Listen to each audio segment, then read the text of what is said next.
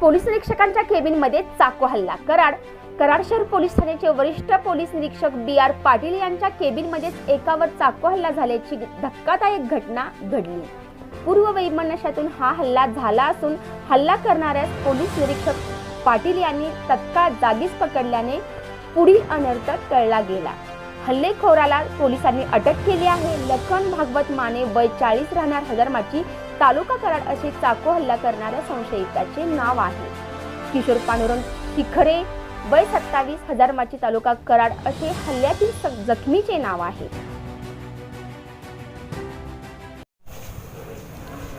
आज दुपारी 12:30 वाजताच्या दरम्यान कराड शहर पोलीस ठाण्याकडे दखलपात्र अपराध 299/21 507 म्हणजे फोनवरून धमकी दिली होती. या केसमध्ये नेमकं धमकी देण्याचं कारण काय आहे हे माहिती व्हावं म्हणून अर्जदार आणि तक्रारदार आणि विरोधक या दोघांना पोलीस ठाण्यात बोलवण्यात आलं होतं. पोलीस ठाण्यात आल्यानंतर काही विचारणा सुरू करण्यापूर्वीच त्यातला गैरअर्जदार आणि अर्जदार याच्यावरती चाकूने हल्ला केला. त्यामध्ये त्याला 4-5 इंजुरीज झालेल्या आहेत, तो जखमी झालेला आहे. त्याची तब्येत सध्या बरी आहे.